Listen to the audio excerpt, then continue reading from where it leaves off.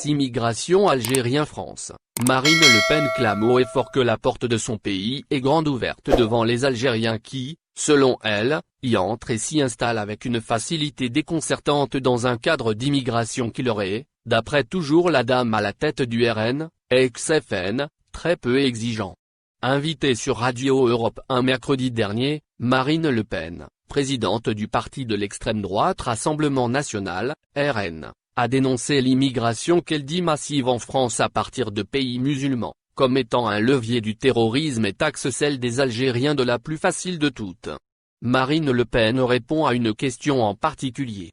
L'interrogation concerne la problématique des pays qui se détournent de la récupération de leurs ressortissants fichés S. Prenant l'exemple de l'Algérie, que l'animatrice radio lui a suggéré, Le Pen dévoile ce qu'un président français devrait dire à son homologue algérien à ce propos. Si vous ne les récupérez pas, les fichiers S, ND et LR, c'est clair. Je vais dénoncer la convention qui nous lie.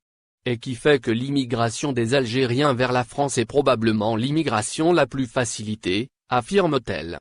Cela de tous les pays du monde. C'est ce qu'avance en effet cette figure politique majeure de l'extrême droite en France. Elle ajoute ensuite, ils ne peuvent pas avoir que des avantages. Et n'avoir aucun inconvénient. Tout cela Marine Le Pen le dirait, si elle était présidente, à l'adresse du chef de l'État algérien. Dans son édition du 25 octobre 2020, le journal du dimanche, JDD, à l'aide d'un avocat et enseignant universitaire à Sciences Po Paris, Christophe Pouly en l'occurrence, dément les allégations de Marine Le Pen. Immigration des Algériens, les affabulations de Marine Le Pen dans sa déclaration à Europe 1, la première responsable du RN fait alors référence à l'accord franco-algérien de 1968. Toutefois, ce pacte a fait l'objet de maintes révisions. En 1985, en 1994 et en 2001.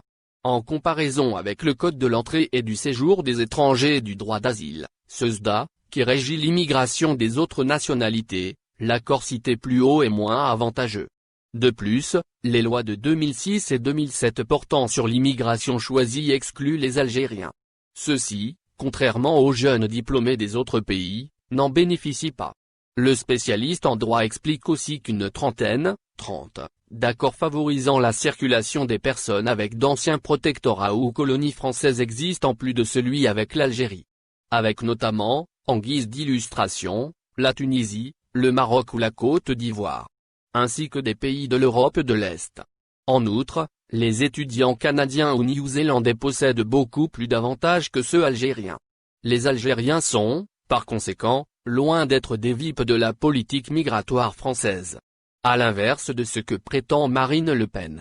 Si l'on croit, le JDD et son interlocuteur, l'exception algérienne en matière d'immigration vers la France n'est qu'un mythe. Au final, n'oubliez pas de vous abonner à la chaîne et appuyer sur la cloche pour recevoir toutes les nouvelles.